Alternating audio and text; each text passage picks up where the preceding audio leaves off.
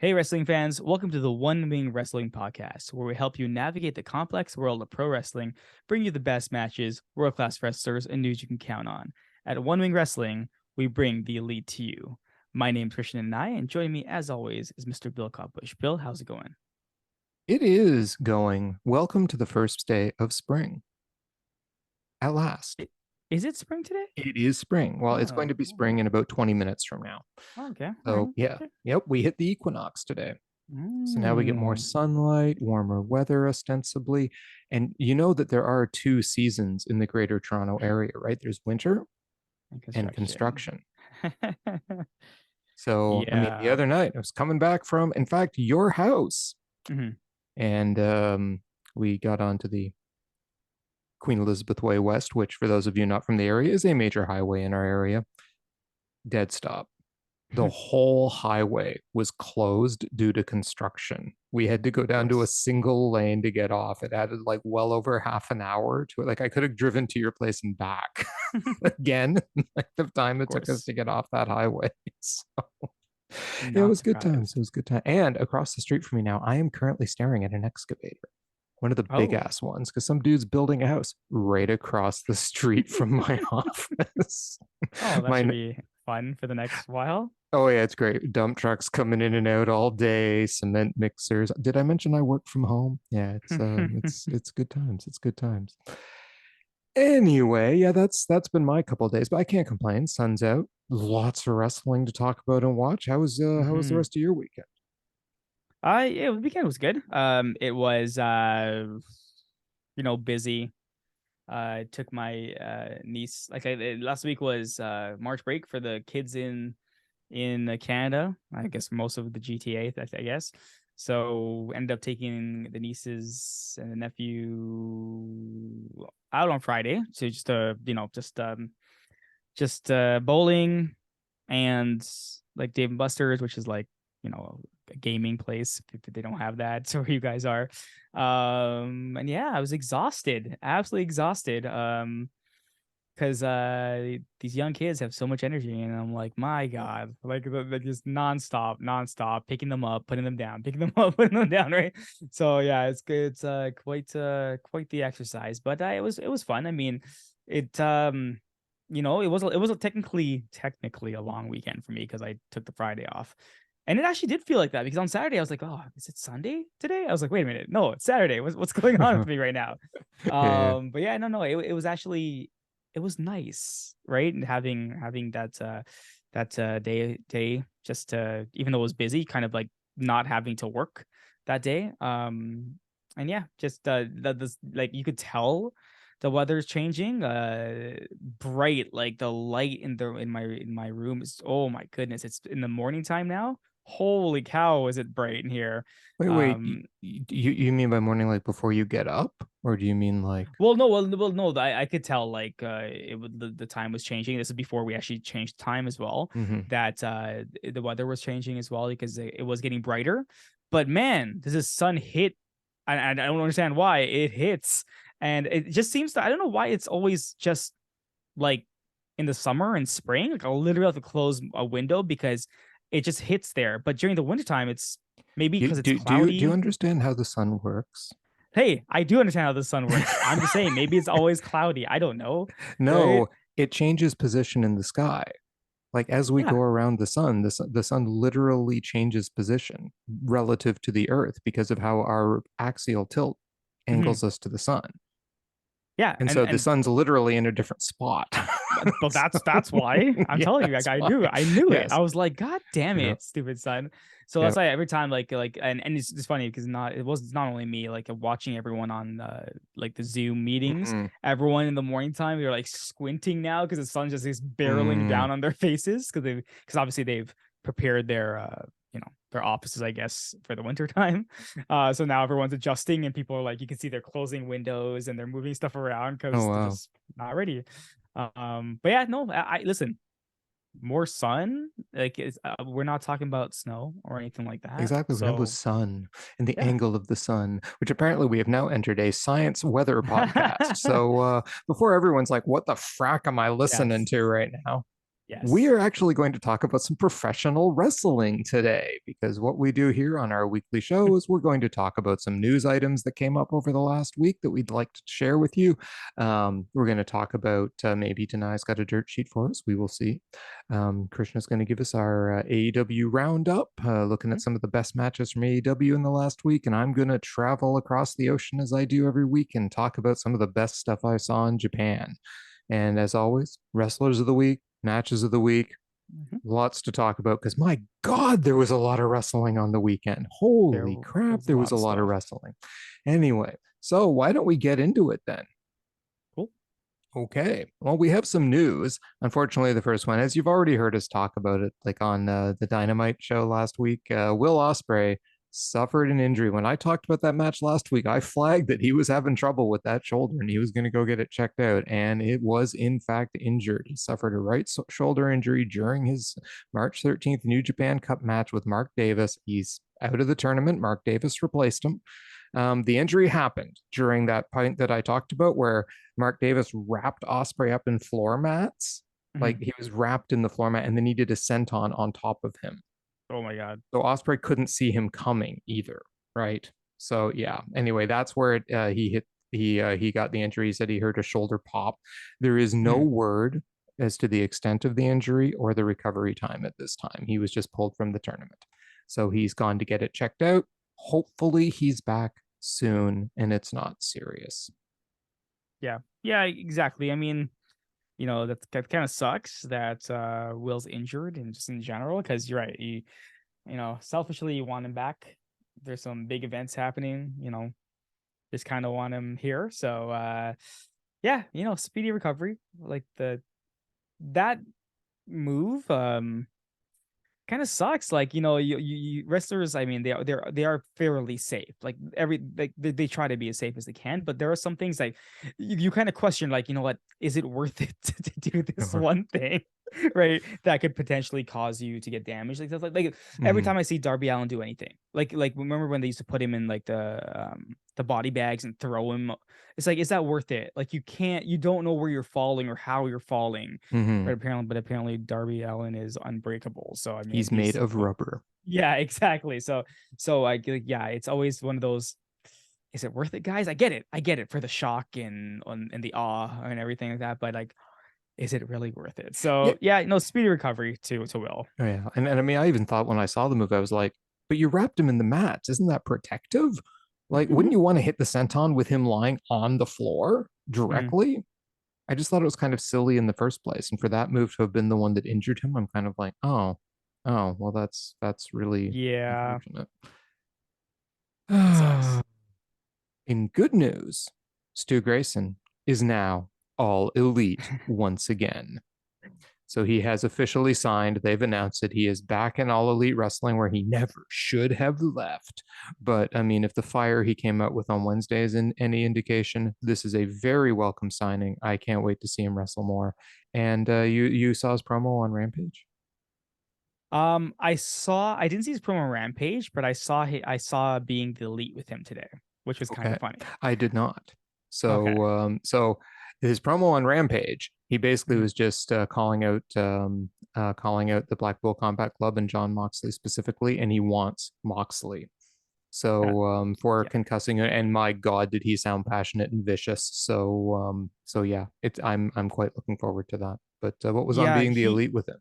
he so I'm being the lead. It was kind of like it showed Hangman going backstage. He was so happy to see Stu there with the Dark Order. Mm-hmm. Stu speaking in his Canadian accent, and then John Silver come and mocks him for it, and he's like, actually, that was a pretty good impersonation of me.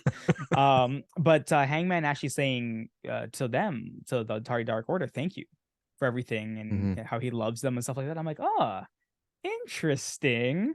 And then Stu kind of saying, "Oh, where's 10? Where's 5? Where's Anna?" Oh. Going through the list. And then Uno was kind of like, have you not been keeping up with the product since you left? It's been a couple months. And he's like, no, I made a commitment not to watch the product while I was gone. He's like, yeah. He goes, we have some talking to do. And he's like, oh, where's Colts? Oh He's like, we no. got some talking to do.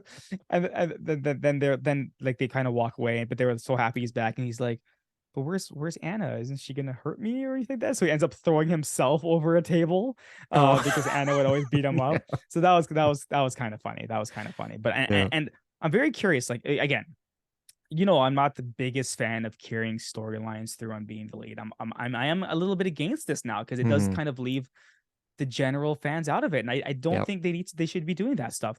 But at the end of the episode, so when Rampage went off, sorry, Rampage, when Dynamite went off Mhm. last week, Yeah. apparently Paige turns around, Kenny Mhm. leaves first, then the Bucks leave.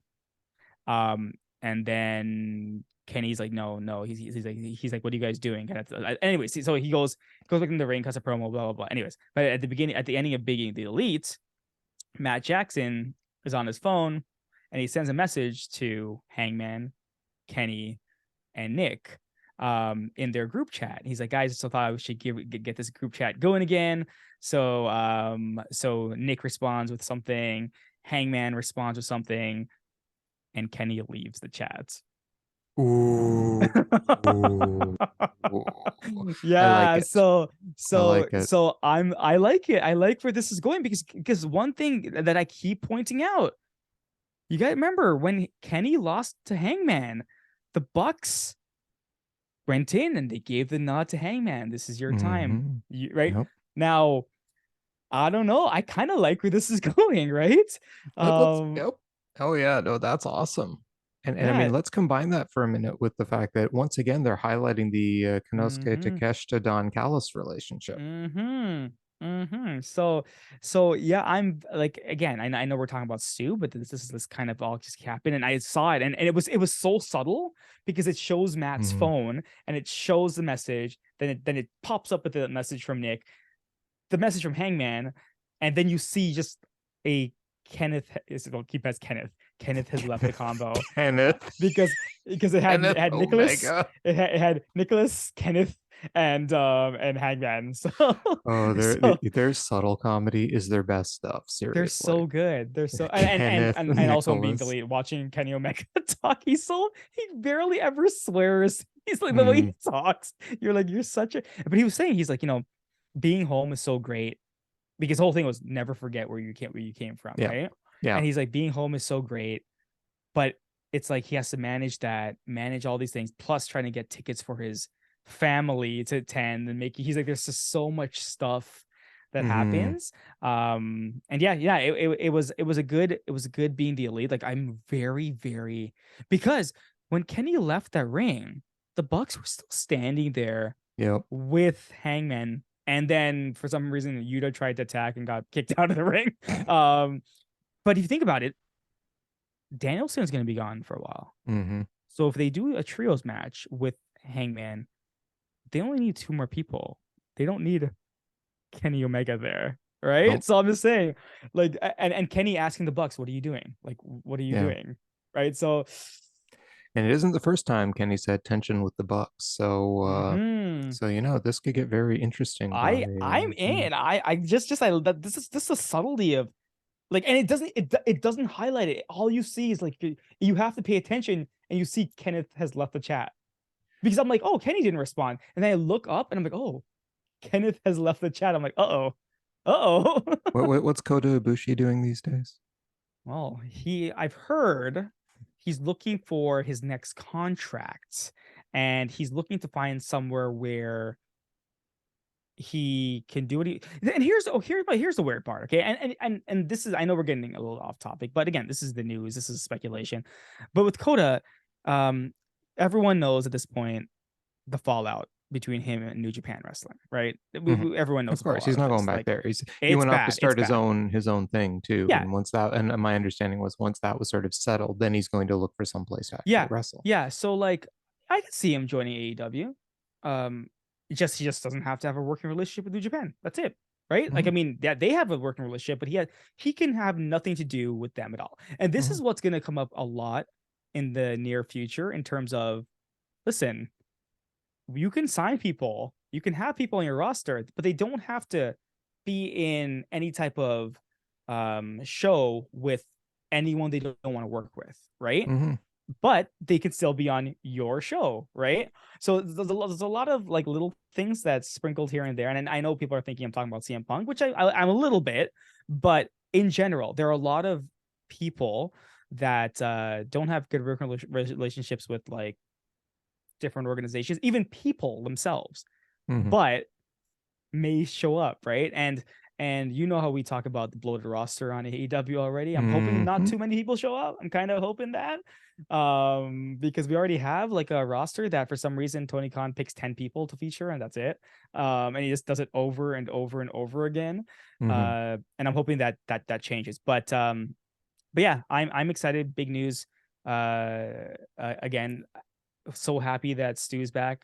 He's just so good. I'm hoping him and Uno can go do like they need to revamp this tag division. Yeah, Go do some please tag have matches. them going after have them going after those Right? titles. That's what they want to do. They want those titles, right? Like Yes. let's get the like look, the Bucks, Dark Order, Dark all Order. right, Lucha Brothers. You have two Right. tag teams in Dark Order. Two tag teams in Dark Order.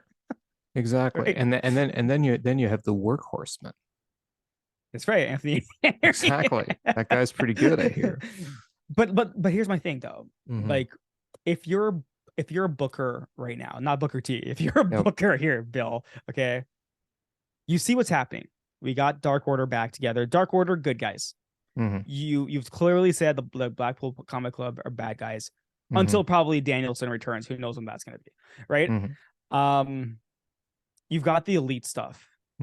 You've got the trio stuff. Like, how do you like what do you do? Like you know FD. So speaking of, I know this is probably not on the this is not on the list actually for the news items, but Dax Harwood doubled down on we have no contract signed. Right? Okay. He came back and he actually said yesterday him and Cash have discussed it, and within the next couple weeks they've made a decision on what's going to happen as of April. Because remember, April is when their contract's up. Yeah. They've discussed it. They're going to let the fans know in a couple weeks. Right? So I don't know what that means. Like it means Tony Khan is a smart booker. You think so, eh? Oh yeah, this is all work. We're gonna let the fans know in a couple weeks. That's called building hype. And you're hyped. I'm hyped, but I'm also on the train that if you don't want to be here, you don't want to be here, and I don't need you here, right? Again, I go where the elite go, right? Yes. And listen, unless they go to WWE, then I'm not going. Oh my god, that's gonna be they would never. I hope not. But anyway, please continue. But like, you know what I mean? Like in terms of like the elites, they are this is all elite wrestling, right? So I mean, like that's it. Like, what would happen if AEW lost the elite? They would suffer. I'm not gonna lie, they will suffer. Now, will it destroy the company? Maybe not. Maybe they have enough talent on there. Hey, heck, last week the 4 pillars, the elite weren't on there. No. Right? It was the 4 young pillars. And I really do appreciate those type of segments, those type of things, because you're highlighting your talents. You are bringing up the young people and you're giving them a chance. And you're not just focusing on like a Jeff Jarrett or a Paul White or any of these people who just like, it's like, why? We don't need this, right? Now, will AEW, like, I'm not saying they would ever be canceled if the elite goes away. Will the elite add value where they go? 100%. They're the elite for a reason. Okay, we call them the elite for a reason. So, you know, I think, like, I'm hoping you're right. Like, I'm hoping you've given me some hope in terms of like Tony Khan being a smart booker. And you're right. We for all the flack we give Tony Khan in his booking, we do have to give him some credit sometimes. Like, he does book well. And he tries a lot. Like, heck, Wednesday is gonna have a match which I don't even know. Like, I don't even know like how that match is not going to be the match of the month, if anything, right?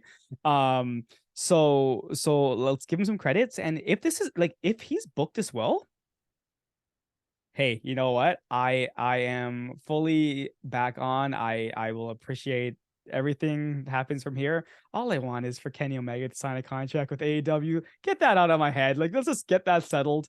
But he's not going to sign until November when his contract's up. So like, Right. Yeah, exactly. Well, there you go. Stu Grayson is all elite.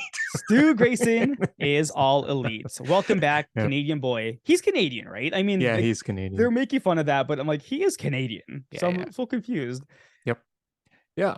So that brings us to our next item, which isn't quite as fun. Riho, as we know, has taken tremendous abuse on social media. I mean, Kenny Omega has spoken about how all the Japanese women who came across and the kind of trials and tribulations they faced. In the last couple of weeks, she canceled her Twitter account, and because she was getting hit with, since she was suddenly back in the spotlight, all of a sudden she got hit with a whole bunch of crap again, a bunch of racist tweets and other stuff. But in the past week, Meltzer reported it's not just some random idiots being uncaring jerks, right? This is actually an organized group, and they came at her hard last week. I mean, Meltzer stated his friend Jay Dumont, who's friends with many wrestlers in AEW and WWE, tried to cheer her up and use social media for a positive use. Like, he asked people to send messages that they would put in a card for her and try to cheer her up after the harassment. But apparently the Riho trolls and anti-Riho types actually had web meetings and tried to organize and infiltrate the cheering messages and ruin it. There were tons of messages in there when they had to, and then when they were organizing it, there were hate messages that started showing up in this card they were supposed to send to Riho. So they had to go through it, cut out all the garbage. They finally got it to her. But she was said to be very grateful and emotional when she read all of the nice things and positive comments people had for her. And she said that she didn't really realize she was loved by more. She was loved by more people than she thought she was. And it blows my mind that there are actually groups out there that organize to hate on some poor person. Do we need another Hana Kimura? It's social media, right? I mean, it's like the worst place to be on, but yet everyone wants to be on it. It's I can care less about social media, to be honest with you. But like, the whole thing is that I get it. These wrestlers have to promote themselves, so they need to be in the spotlight. They need to obviously draw attention to themselves. Now, like, love or hate Elon Musk, like he when he bought Twitter, he went ahead and reinstated everyone who was banned or whatever. Now, again, I'm not going to get into the topic of freedom of speech and blah, blah, blah, blah, blah. But we've talked about this, Bill. There's no freedom of consequence, right? Like, if you do something, you should be banned from these things, right? But it's not happening now. And anyways, I don't even want to talk about that. Yeah, am I surprised? No. Like, the funny part was when Tony Khan said, it was like a couple months ago, that there were like WWE groups, like people were creating accounts just specifically to attack his company. I was like, I believe it. Like, I mean, it happens. Like, look at social media these days, where like, people, like, these kids are like finding each other on social media to go and attack random people. Like, it's just like literally physically attack people, right? It just doesn't make any sense. I don't get what people get in going after somebody. Hey, if you don't like somebody, great, you don't have to like them. No one said you don't have to like them. Listen, if you say to me, are you a Riho fan? I'm like, I like Riho, but I'm not like a huge Riho fan, right? I think she's good. But like, if I don't like something she does, am I gonna go on social media and bash her for it? No. I'm gonna watch something else. Heck, if I like, do I go on social media and bash WWE for every single thing they do? No, because I don't care, right? I just don't care. It's just something I don't need to look at. So, it sucks that, like, she's from Japan. This is a girl, very young. She is trying her best to, get over here in North America. She's over in Japan, guys. Oh yeah. And at any point she can just leave, and she can just never come back. Because you know what? She's not gonna get treated like that over there. She's gonna be perfectly fine. She's gonna make her money, but she wants to come over here, and she's a talent that AEW sees so much potential in. She's so young. She's already been the women's champion already, right? So The same thing with Shota. The same thing happens with Shota, right? Like, Mhm. just because she doesn't speak the language, just because she, apparently she dresses like an anime character, people are saying, and it's like, have you seen what the Western wrestlers are Welcome wearing, right? to Yeah, Japan. no, not only that, no. The reason why they were saying they just like hentai characters is what they were saying, right? Oh And God. this is why it's like, so wait, so she's Ugh. just like that, which I'm pretty sure, like, let's say Britt or Mhm. Jamie are wearing the same or even maybe less than she is. Are you guys attacking them for what they're wearing? No, you're not. You're attacking this person just because of where she's from. That's Mhm. literally it, 100%. right? 100%. Well, Uh, that's what which makes it which racist. exactly, which I'm like, what like century do we live in? Like, it's 2023. I was about to say 2022. It's 2023, everyone. It's 2023, everyone. Come Yeah. on. Yeah. Like, listen, is wrestling this, like, are you getting paid for this? Is someone paying you to go in and attack this person? I don't get it. I just don't understand it. Yeah, we I don't live get in it. a world now where compassion is something that people talk about when they refer to themselves, but don't actually employ. I mean, everybody, like, it's just social media too. They've demonstrated in studies. Okay. And I'm not just spouting that. Go pick up the books and check out the scientific journals this stuff's in. Listen, social media breeds narcissism. It actually changes people to become more narcissistic. And narcissism takes away compassion. Right? You can hide behind your little desk in anonymity and just bash the shit out of someone for being different. And people have committed suicide over it. It is Yeah. absolutely, well, one, we need more mental health supports for people. We need to Mm-hmm. start teaching people that social media crap is just social media crap. Yep. Comparing yourself to other people is the road to destruction, period. Mm-hmm. Everyone is different, everyone is themselves. And self acceptance and real self compassion is the actual road to getting out of that crap, Yep. right? it's it's just terrible. So, and she's young and she's out Mm-hmm. there all the time in the media. And yes, she put herself there by wanting to become a professional wrestler, but that doesn't excuse people from their behavior towards her, you know. And the whole story around Hana Kimura is just terrible. I mean, she's the young woman, the young Japanese wrestler who Mm-hmm. committed suicide after her appearances on that reality show in Japan. And just terrible and tragic circumstances. But she was just, and this was by Japanese fans, Yeah. relentlessly torn into. Um, and we continue as a society to turn a blind eye to this. And Mm-hmm. the minute anyone says something, freedom of speech comes up. And the problem is that what happens is you get political groups that then lump their ideologies in Yep. people who are just trying to say, stop hurting other people. Right. And Yep. then it becomes a political issue and then nothing happens. Yep. Right, because everyone's waving political flags. Every political opportunist jumps onto the bandwagon to do this one more time, right? It's just ridiculous and it's tragic and it's sad. And I really wish people would just watch, or just enjoy wrestling. Like, you made a Yep. good comment. The way that, like, Western women dress in the ring tends to be different than the way Mm-hmm. Japanese women dress in the ring, right? They don't dress like hentai characters. That is some Western person's placing of their own thoughts onto that person.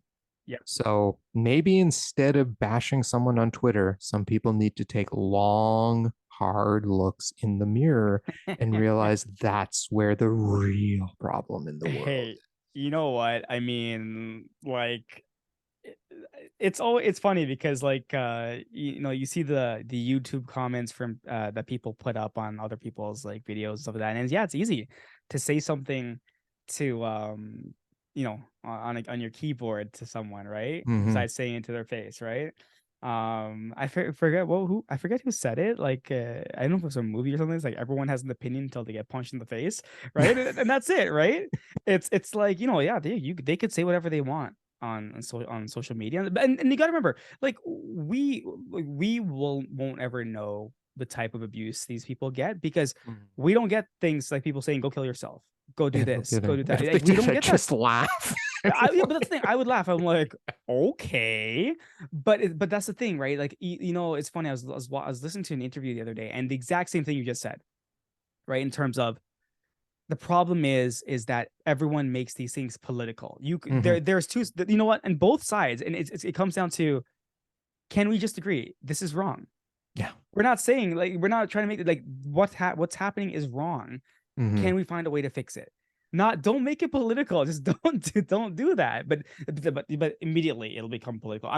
I'm glad that the wrestlers and whomever got there. Like, I think Tony Khan needs to, like, he needs to do something about this. You know what I mean? Like, he needs to, like, which I'm saying this, and I don't know if he actually hasn't already. You know what I mean? In terms of, like, Right. getting, like, he probably has, like, getting, like, some counseling for his wrestlers, like, to kind of help them, guide them through these things, because that's the only thing he really can do. He's not going to ban them, obviously, and from social media. He can't stop people from attacking them, but he can give them, like, outlets, things that they can do, right? So, and I'm pretty sure he does. I'm just saying, like, they need to kind of see, like, this is not the first time this has happened. So they need to address these things, and, like, they just say this is not right. And she needs to know that, let them say what they want to say. Who cares, right? Yeah, Riho, exactly. you're making, you're like I mean, your AEW fans love you. Yes. Hey, you're making a lot more money than probably all those people who are making those comments are. You're probably happy. Ignore them. Who cares? Like, honestly, like, I'm saying that I'm not in your position, but I'm just saying, like, you just need to just, you know what? It's not even worth it. Like, social media just sucks. No, and look, I love Riho. She was like the person, her and Yuka Sakazaki were the two that made me go, wait a second here. These people are really good. Right. And then Kenny Omega hyping them. And I'm like, okay, there must be something going on there in Japan with the Joshis, right? So if Kenny's yeah, doing and like, yes. look now, half the wrestling or more that I watch is Joshi wrestling. Yeah. So I mean, she is phenomenal. And I can always thank her for being one of the first people I ever saw that made me truly interested in Joshi wrestling. So there you go. And she's amazing. Yeah. So agreed. Trying to ignore this crap. I think that my last comment would just be, the other thing Tony Khan can do is give Eddie Kingston and John Moxley large metal pipes, and that if they catch any of these people, they get locked in a room with Moxley and Kingston for, like, half an hour. Yep. Oh wow. Yeah. Anyway, moving on. Unfortunately, another piece of bad news. Danhausen suffered a torn right pec during the four-way tag title match at Revolution, and he will be out of the ring for action for several months. This one, it sucks, but not as much as everything else that we talked about, right? Yeah, that's true. Well, not the Stu Grayson stuff, or the Riho stuff, or the Ospreay injury. This is okay, because Danhausen, his character is made for, like, a manager type kind of, like, side character role, because he's so good as that person with their best friends. Now, Cassidy and all those guys, like, I don't know if you heard, but Chuck Taylor had to have emergency surgery. I was just reading it for something, but he's okay, but he's gonna be out of action for a little bit. And I'm like, oh, I didn't even realize he was hurt. And that kind of sucks. I didn't either. I didn't see anything on that. Wow. Yeah. Yes. But like, Danhausen's injury, because really his pec is hurt. So once he gets fixed up, he can be back on TV, like, right away. It doesn't really matter, right? Yeah, because he doesn't have to wrestle. Yeah, I like Danhausen, a character that I never thought I would like. Never. I'm like, who the heck is this guy? Every time I saw him, like, trying to get into AEW, like, I'd see him on Twitter posting stuff. I'm like, who is this guy? And then he shows up. I'm like, really, Tony Khan, you signed this guy? I know. I remember you and I talked about it. We're like, what the hell? And now, like, he's so good at what he does. And he's one of those people where you're like, him and, like, I mean, to a certain extent, Zack Ryder or Matt Cardona, whatever you want to call them, like, they went off and they did it on their own, right? So you kind of have to give credit to these guys. So yeah, I love Danhausen. I think he's absolutely awesome. One of the better managers that AEW has. I'm just 100%, just because he's right funny. But I mean, He's hey, so another one, Stokely, right? I mean, there's another Stokely's guy that awesome. I didn't like at all when he first came in and totally Yeah. grew on me. And now I Yeah. love the guy. I think he's a Yeah. great manager. So yeah, it's interesting the way these things roll. Like when they first come in, I'm kind of like, what the hell is this crap? And then, but So anyway, sometimes they just what you're need an saying is opportunity to prove themselves. Stokely's beating Hook on Wednesday. Is that what you're predicting? Oh yes, and my match of the night candidate. Yeah. Stokely have. I'm just all I want is good comedy out of that match. That's it. Anyway, but we will talk about that Wednesday. For now, do you have a dirt sheet for us this week, Dhanai? The only thing that I want to briefly touch on were rumors about Sasha Banks and AEW. Now, again, I'm going to strictly say these are rumors. And this kind of got brought up when Uncle Dave himself decided to go on and say that Sasha Banks has no dates booked for New Japan Mm-hmm. as of, I believe, the end of April, if I'm not Yes, it's mistaken. after the Yokohama Arena Stardom Yeah. show. Yeah. So obviously, Twitter's gone crazy. They're like, oh, Sasha Banks is clearly gonna sign with AEW. There's no way she's going back to WWE. And I'm like, what proof? What proof? Mm-hmm. There's nothing here, No, right? So I'm like, okay. you heard it here first, people. She's signing with WWE and will be back in WWE as of May 2023. This was a little hiatus that she was granted for her to go do some things she wanted to do before she went back to the company that she actually wants to be in. So that's that. She will not be in AD. But these my comments, other people's comments, these are rumors and speculation. I have no proof she's going back to WWE. I can say anything. Watch this. She's signing with DDT Pro Wrestling. See, I can say that. It doesn't make it true. She'll be in Rev Pro in 3 months. Right? No, it doesn't make it true. So saying she'll be in AEW, there's no evidence of that. It's just There's nothing. speculation, 100%. The only thing I know is she's dropping that title to Mayu Iwatani at the Yokohama Arena show, and I will be cheering and cheering and cheering and cheering because one, Mayu Iwatani with the title, that's awesome. Two, bye Sasha. Don't let the door hit you on the way out. That's it. Yeah, yeah, it's yeah, that is again, I the Sasha Banks story that's been going. I could I don't like I at first I was interested in like where's she gonna land. I'm like, AEW probably could use a wrestler like her, but it's been so long. Like, and here's the problem.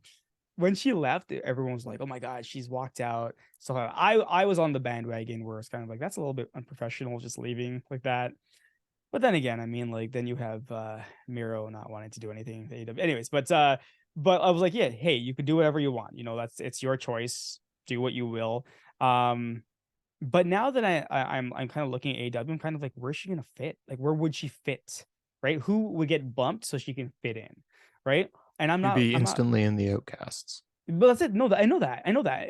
And do they need her there? Like, that's the problem. Like, does that build that match between the outcasts and still the people we don't know who is the AEW originals? I mean, like, I don't know. Like, it's one of the things. Like, I originally I was like a bit interested. Mm-hmm. Now I just don't care. I just don't. I honestly, I Yeah. do not care. I am completely over the whole Mercedes Monet experiment. Her debut, it Hmm. just threw me. I'm like, this is her character. Okay. I feel like she's been given so much attention and so much hype. And I mean, Hmm. she's not bad in the ring at all. She's a good wrestler. Okay. But I just it leaves a bad taste in my mouth. Maybe it's because I just want to see some like really good quality wrestling that I know I'm going to get that doesn't come along with the whole tag of she's just going to beat everybody Hmm. completely. Like, and what does that do? It tells you this outsider from WWE can beat all of our people. She Doesn't make beat sense. Kyrie for the love Yeah, I of God. But know. then I again, know. that's another person from WWE. WWE. Like even Kyrie, I'm just kind of like, I don't really care that she's back in Stardom, but that's because I'm a Yeah. fairly new Stardom fan. I heard an interesting discussion the other day about like the older Stardom fans who are all like Kyrie and Io are like the most amazing things ever. And then the newer fans who've come in the last year or so, like since Kyrie left, and they're way more into the new crowd, right? Because those are the people who were there. And then these WWE people come marching back in, and it's kind of like, I don't care about these people. I'm sure they had some wonderful matches back in the day because they're amazing wrestlers, but I don't care about them. And I certainly fall into that crowd. I don't care if Io Shirai ever comes back to Stardom, but I know there's people out there who are like, "Oh my God," losing their minds Yeah. if she comes Yeah. back to Stardom, right? And that then Yeah. that's fine, right? That's fine. It's like It us is what going it is Stu what it Grayson, is. he's back. Yeah. Yeah. Exactly. I mean, we wanted Stu back and we're just happy he's back. But like someone took a screenshot of the conversation from the Being the Elite thing and they posted it. Yep. And it says like, so let's give you a rundown. It says today, 2:13 p.m. And this is Matt. Matt says, "Hey boys, thought I'd fire up the old group chat again. What up?" Then at 2:14, Nicholas changed the conversation to the gang, right? And he says, and then Nicholas wrote, "Let's go!" exclamation marks. Then Hanger posted a picture of like a smiley face with a cowboy hat on. And then at 2:14, Kenneth left the conversation. So like, Oh, that's great. so ridiculous, Yeah. but amazing. Yeah. I am all in. Yes. Well, on that note, shall we shift over to our AEW roundup? Let's do it. Let's What you do got it. for So us this week? this week actually was actually very good on the shows. Other than, I mean, even Dynamite was awesome. But let's go through Elevation to Rampage. You're actually going to be shocked at my match of the week, but we'll get to that when we get to that. Elevation. Let's go through this one first. So, Brian Cage versus Jack Cartwheel. Like Bill, you told me watch this match. It's gonna be awesome. This match was fantastic. Like just two styles. And that move when Jack when he did the cartwheel to the flip outside the ring, I was like, what is happening right now? Yeah. Right. And hey, Brian Cage sold some stuff. Like I at one point I bit. I was like, oh my God, no, he didn't just it was that two that barely almost hit the three, and I'm like, oh my God, that was an excellent near fall. Yeah. whew. No, I I was loved like, it. wow. Cage won again with that submission after he power bombed him. Oh yeah. But I saw really that. cool. I hadn't seen that movie yet because you've been Remember pointing it out to me I for a told couple of you? weeks. It's like the Yeah. lion tamer with the knee on the head. I'm like, Yeah, he that kind of is like wicked. It's a cool submission for a big guy, Mhm. right? So it's really cool. A fun match with the Wingmen versus the Lucha Brothers. That was fun. Like that, like I don't know if you saw it, but it was fun. The Wingmen being the Wingmen as usual, right? Peter Of course. Avalon he's so funny. He's just so funny. And the Lucha Brothers, like I love Peter Avalon calling in Penta. He wants Penta. I was like, are you kidding me? So ridiculous. But overall a fun, good match. Then just jumping over to Dark, Diamante and versus Riho. So there you go, Riho versus Diamante. That's because This match Riho is actually went on. awesome. Yeah, this match actually went on for a while, eh? I'm shocked they gave them like a good amount of time. You know what I mean? Like it wasn't like a 5-minute squash match or something like that. They gave them a decent amount. I think it was like 10 minutes about. Good match, hard hitting. Like, whew. Like I like how the crowd was chanting both Riho and Diamante, right? So there was like a little bit of back and forth. But really good match. Again, Riho is she's really, really good, right? And the thing I like about her is that because she's so small, like these wrestlers can just throw her around, right? And she can sell those throws so good. Some things I don't know how you sell it, but yeah, she sells it throw so really good. But really good match. And a match I was surprised about, but I don't know why I was surprised about this match. Lee Johnson versus Action Andretti. I think I put down Lee Johnson a bit too much here, but he was really good against Action Andretti in this match. I thought they both, obviously Action Andretti is great. But I didn't think Lee could perform as well with him because you know he was under the factory, and I thought maybe he's gonna wrestle like Cody Rhodes and stuff like that. But no. Lee Johnson, very good. It kind of sucks that he doesn't really get much time to wrestle outside of like Dark and stuff like that. But no, that's a good match. And Rampage. Shout outs. So first off, shout out to Brody King and Daniel Garcia. They wrestled two matches, Oh, right? wow, Like was what that the match hell? good? The match was good, but also they wrestled 2 matches. You gotta remember that Rampage was taken right after Dynamite, which means they had just finished their match on well, not just finished, but you know what I mean, like the same show, and they wrestled again, and it was a good match. I was actually shocked. I'm like, Daniel Garcia is really good, and Brody King played a really like everything he was selling it properly. I'm starting like ever since like Brody King's like faced off against what's that guy's name? Darby. Like I've really liked those matches, right? So now seeing him like doing his single matches and his trios, like it's amazing. So shout out to those guys. Good. I mean, a match you can watch if you want to. I'm just telling you. Taya Valkyrie wrestled. I didn't see anything. I'll be honest with you. I didn't see anything I was impressed with. Okay, I'll be honest right now. I did not see anything I was impressed with. I watched the match as well, and I'm going to second you. I thought, okay, she was you can tell that she knows how to play a crowd. Yes. She understands presence really well. Her moveset is, it's a big girl moveset. So moveset, I'm like, okay, and they even have the same finishing move.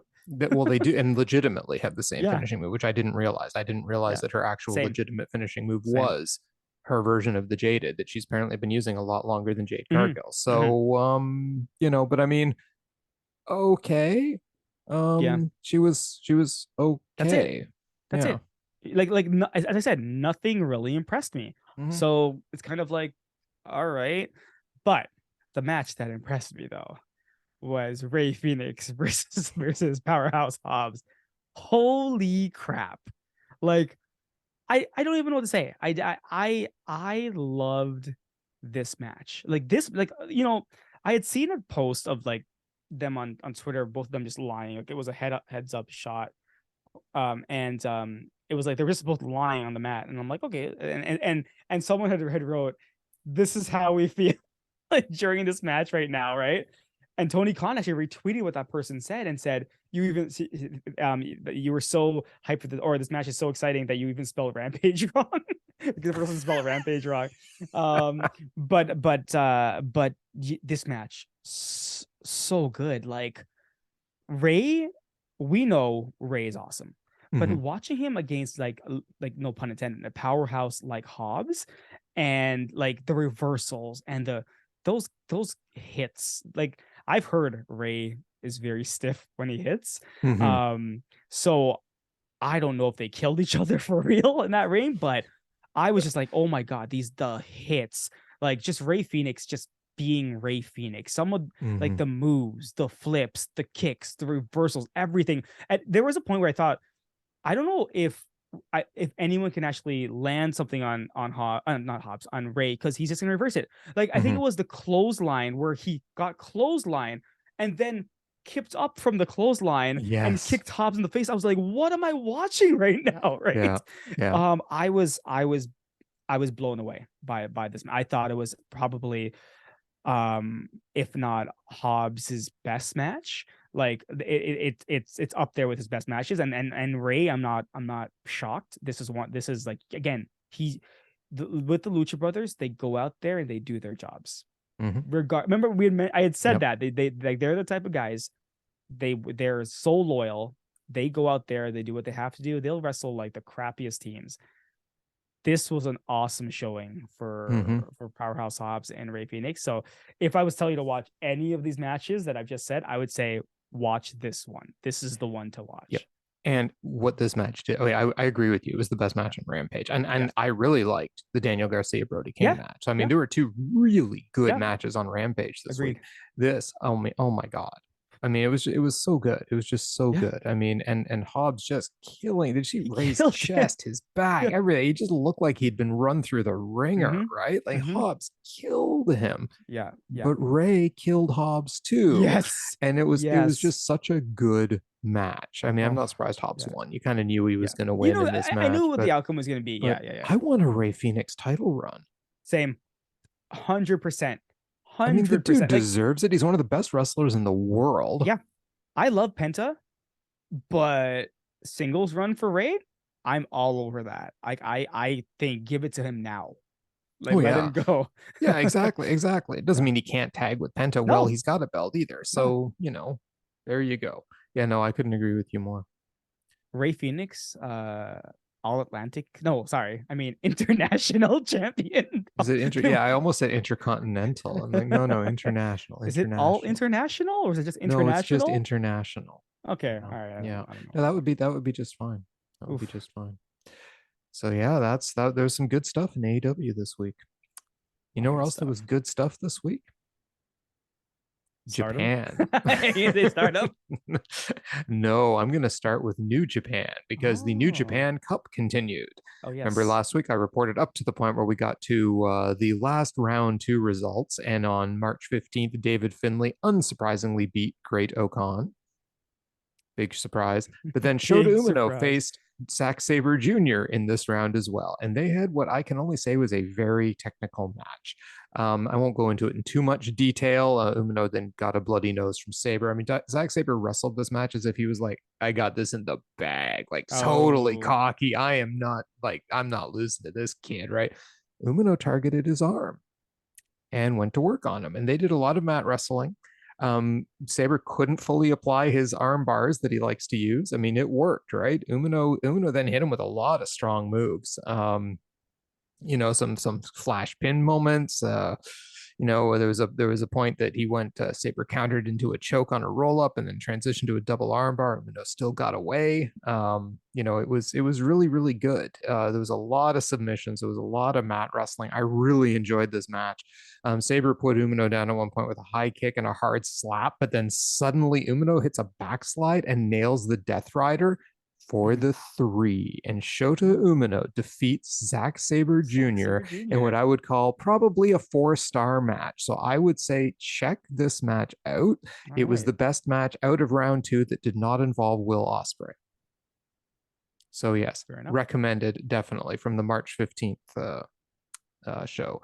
The quarterfinals, here's a quick update on the quarterfinals. Tama Tonga defeated Hiroki Goto and moved on. David Finlay faced Shota Umino and beat Shota Umino and moved on. So Shota Umino got his one upset, and then was Mark Davis replaced Will Ospreay in the tournament, and he beat Evil. So there you go. So Mark Davis loses to Ospreay, but then gets to go ahead anyway, and he beats Evil.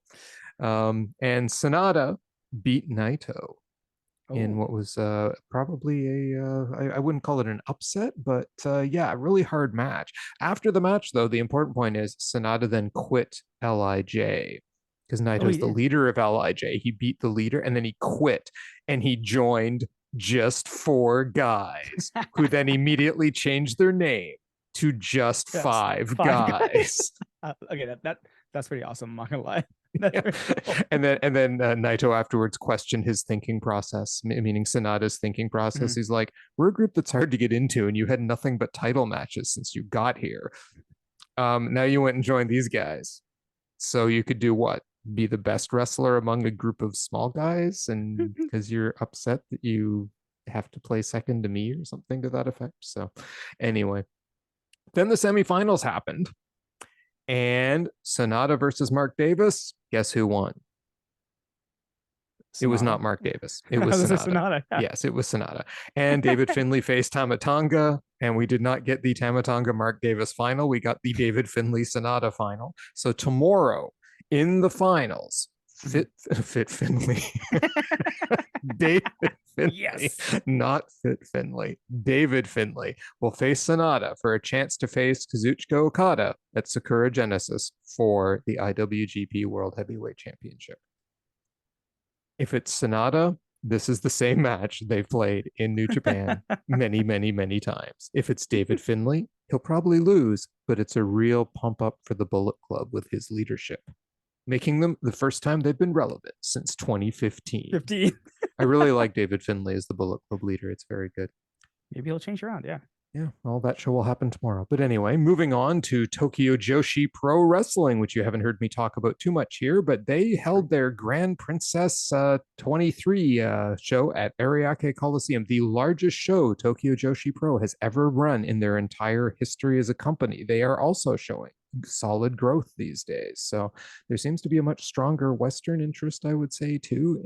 But then again, I think it also has to do with the fact that these things are now more available. I can get streaming services for all of it, right? Yeah. Other people can't do. It's just easier to find good wrestling. Mm-hmm. So the match I'm going to talk about, though, is although this match did feature Andre the Giant Panda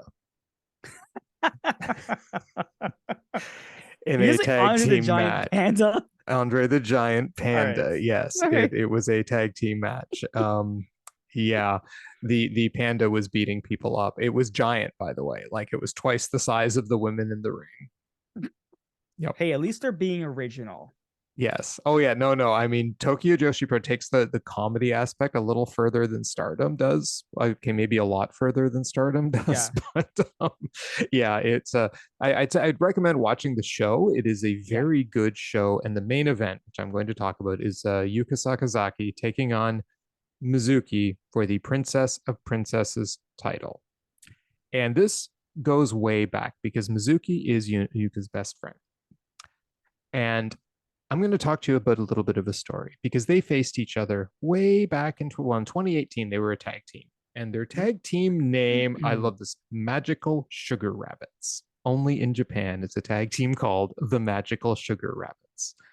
So anyway, they were a tag team. They fought together, like they were together in 2018, but then, around end of 2020, they faced each other in the main event of Wrestle Princess. Okay. Mm-hmm. And this was after, I think, was this when Mizuki won she won the opportunity to face the champion, and the champion just happened to be Yuka. So it's her best friend and tag team partner. And, they faced off.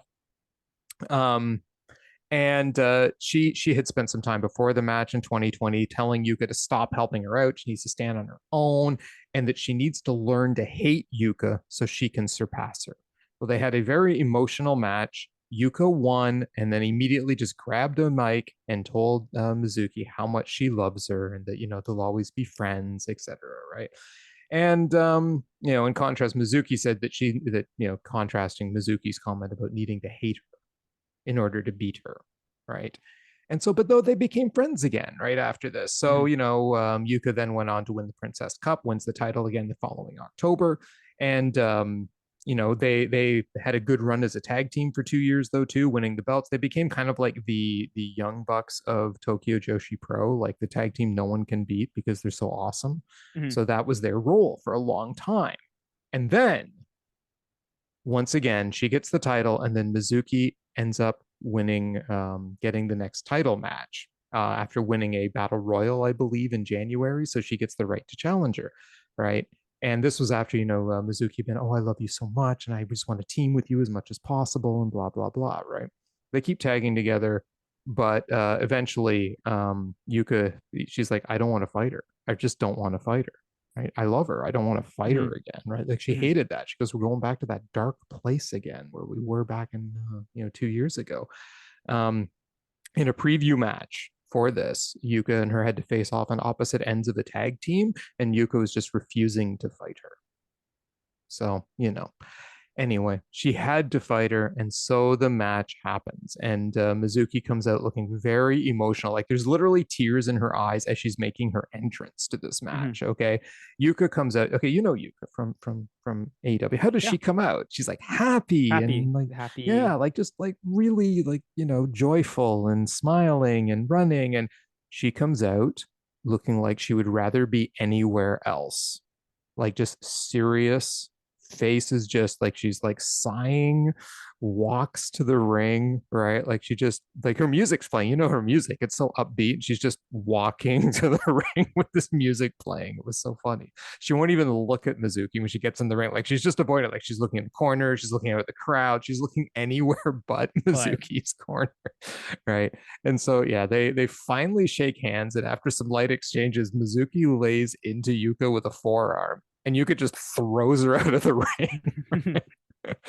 And she goes to body slam her on the concrete, but can't do it. Like, she takes her over to like one of the spot where there's like this, the joint between the mats where there's this long thing sticking up. She goes to body slam her on her and can't, and sets her down and walks back to the ring. While she's walking back, Mizuki drop kicks her into the apron. So this apparently pissed Yuka off because tossing her back in, she lays into Yuka with forearms, pounding and pounding. I mean, like pounding on her just over and over, just these relentless forearms taking Yuka to the mat. But then Yuka fights back to her feet, and I showed you that lariat. Yep. Leveled her with a lariat, hits a famouser on her, locks an armbar arm lock, and then tells her tap out. Right, but Mizuki won't tap out, so she chokes her with her shin, like puts her leg across her throat and pulls her head up into her, like, you know, like a reverse Hell's Gate almost, but with her leg, and like, of course, gets the 5 count on that. But it just looked vicious, right? She lays her out with a vicious, you saw, I showed you the back neck breaker combo too, where she absolutely obliterates her over her back. I mean, it was just crazy, the kind of stuff. And then they just started going at it. All right. It's back and forth. I mean, I won't take up too much time going. It was a long match, 25 minutes approximately, I think. The end came when so Yuka returns to the ring at one point, waits for a count out because she just destroyed her with a brainbuster on the concrete. And then she's clearly emotionally conflicted. I mean, before this, dude, this whole match, Yuka never breaks a smile. She's serious. She's fighting methodically, like just like a slow, methodical takedown pace from Yuka. Okay. And I mean, at the end, too, she's like clearly emotionally conflicted, not a single smile, piece of joy in the whole match. Mizuki rolls back in the ring. Yuka hits a springboard splash for 2, and she's showing frustration as Mizuki's hugging her leg. She pulls her up and just drops her again. And then she goes for the magical girl chicken dude. That is the name of her move. It is a 450 springboard splash. The magical girl chicken dude. All right. It's a great name for a move. But Mizuki moves, so she goes for another forearm, but Mizuki hits her with the whirling candy. The whirling candy is a move that Mizuki invented. It is a running crossbody, but during the crossbody, she's literally spinning in the air. It is impressive as hell. So she hits her with like a spinning crossbody. It looks really cool. She calls it the whirling candy. She hops to the top rope, hits a diving foot stomp, which is her finisher, to Yuka's back. She climbs up, hits a second. But Yuka won't roll over for the pin. Like Yuka's like holding her own weight down so that she can't turn her over to pin her. And by the time she finally gets her over, Yuka kicks out.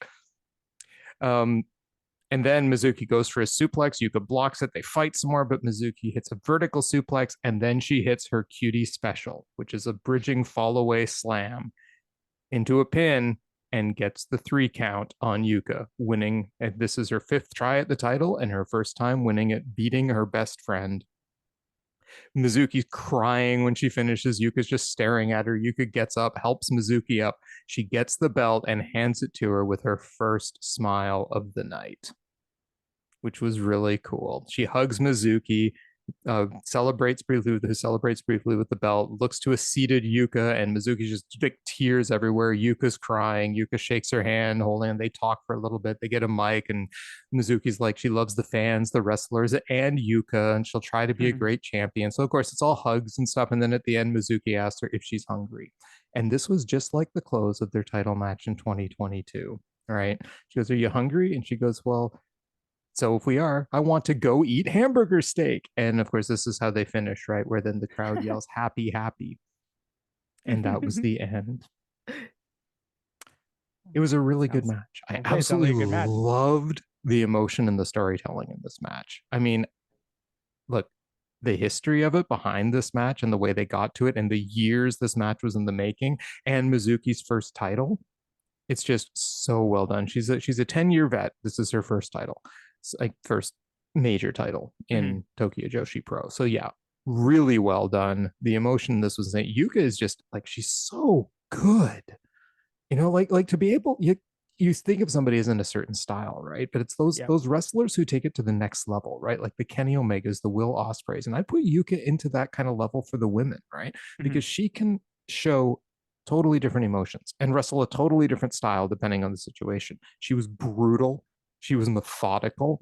She was showing no emotion on her face, or if she did show emotion, it was anger and upset and frustration. She just wanted this match to be over. She wanted nothing to do with it in the beginning, right? She didn't want to fight her friend, right? And she ends up losing the match this time. So Yeah, and I mean Mizuki too. Like right before the match, he was like, "I've got to hate her. I've got to learn to hate her." But then they Yeah. come out of this and they're gonna go eat hamburger steaks and they're happy. So but what does this bode for their tag team? Who knows? Mm. But anyway, I would strongly recommend checking that match out. I would say it is an excellent. If you've never watched any Tokyo Joshi Pro before, I would say that's an excellent introduction match into it because it's really good. There's a lot of high flying. There's a lot of mat work. There's a lot of hard hitting stuff. There is some insane moves. There are a lot of holy crap moments. So yeah, great match. You know I can't get out of this without talking about Stardom at least once, right? That's true. Yep, because I am going to tell you about every single match in the Himeka retirement series. And that's because they're good matches. Stardom and Korakuen Hall on March the 10th. And I learned at this point too that sometimes Stardom has to put up a lot of shows and they're very busy. And sometimes when they do that, they don't have time to get two cameramen down to tape some of these shows and stuff. And we got an entire series of matches with 0 entrances and like a single camera. So it was kind of I was like, what's going on? Why are there no entrances? But yeah, anyway, that's why apparently. This match, though, calls back to Natsupoi betraying Donna Del Mundo in July 2022 and joining Cosmic Angels. So this is why this match is happening. It's like a grudge match because Natsupoi used to be in a trios with Himeka and Maika called My Himepoi.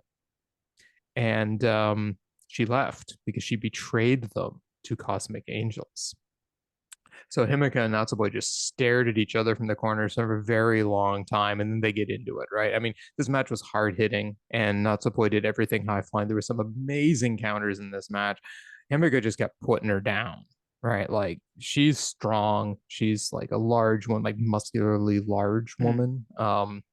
Just takes Natsupoi down. Of course, Natsupoi is more your kind of wrestler, very flippy. You can do cartwheels without using your hands, that kind of stuff, right? But also it's some amazing arm bars and things like that. And that's what she was going for. She kept trying to get the arm bar in Himeka.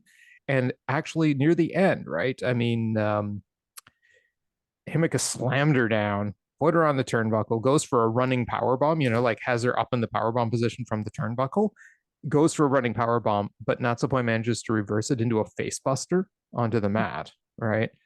And then Himeka recovers, hits multiple lariats, like just lariat after lariat until Natsupoi finally reversed one into a bridging German. And then she hit the cartwheel armbar on her. And she absolutely wrenched the living crap out of Himeka's arm. Like it was like, holy crap, the torque she's got on that woman's arm. It looked so well done. Himeka taps out to Natsupoi. I'm like, oh my God, Natsupoi won a match? It's been so long since she usually eats the pins in these trios matches and stuff, right? So it's just so weird. And she's such a good wrestler. But no, this match what a match. It was just so good. So I also recommend that match. It wasn't as good as the title match from Tokyo Joshi Pro, but heck, this was a really good match and definitely well worth checking out. So that's what's going on in Japan this week. Nice. Oh, cool. Yep. Sounds like we'll have more from the Himeka retirement matches. Series next week, as well as some of other course. matches, of course. Of course. So this brings us to our match of the week. Krishna, what do you got for us?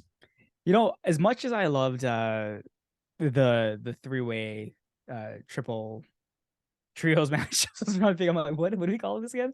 The trios match.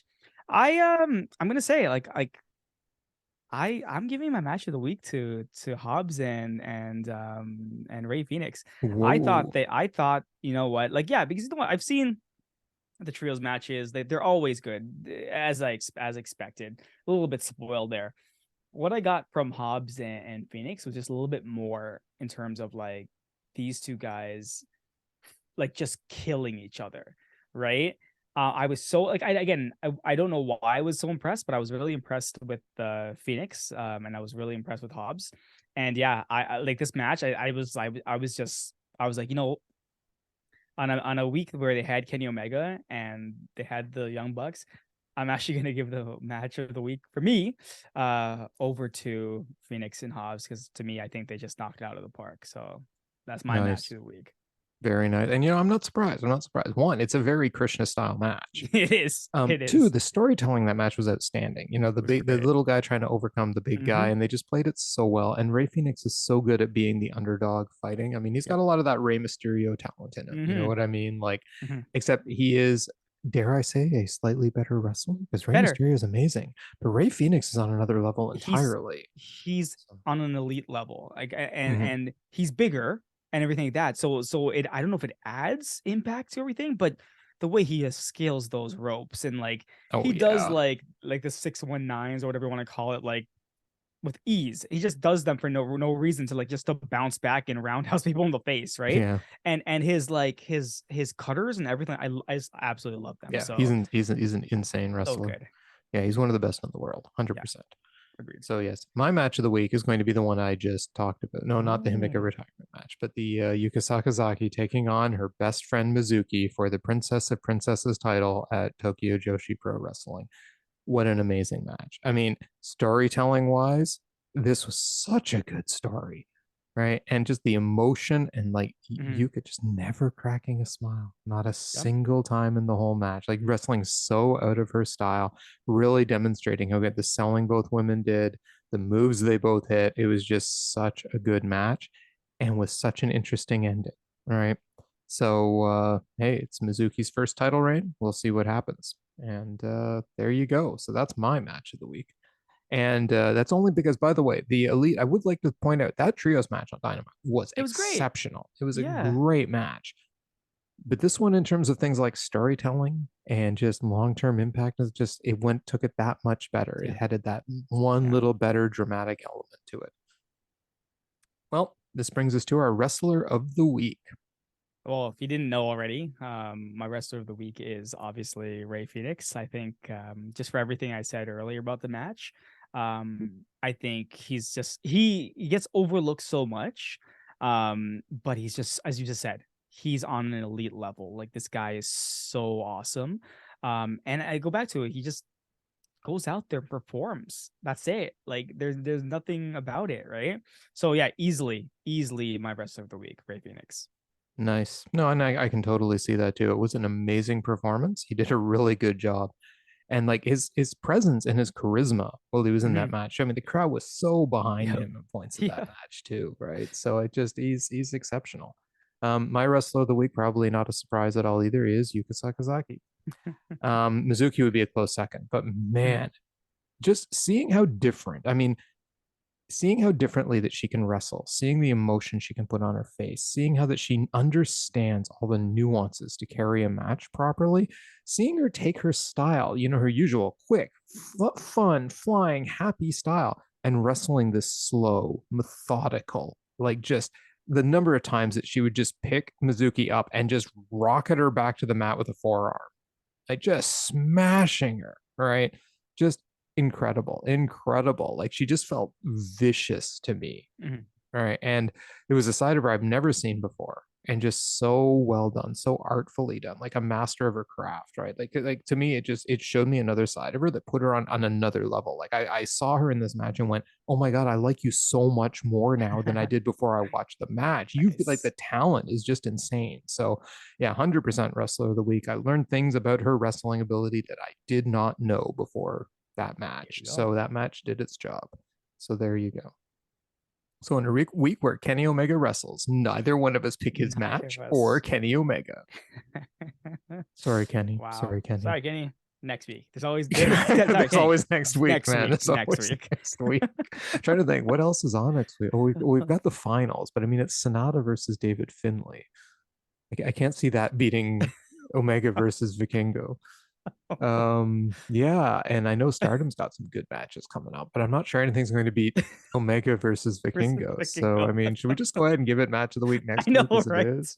I know. But who Anyway, knows? Maybe even if that happens, maybe Kenny isn't the wrestler of the week after that, right? maybe Vikingo is, Yeah, exactly. So we're right? gonna have to see. Exactly, or maybe Jeff Jarrett will be.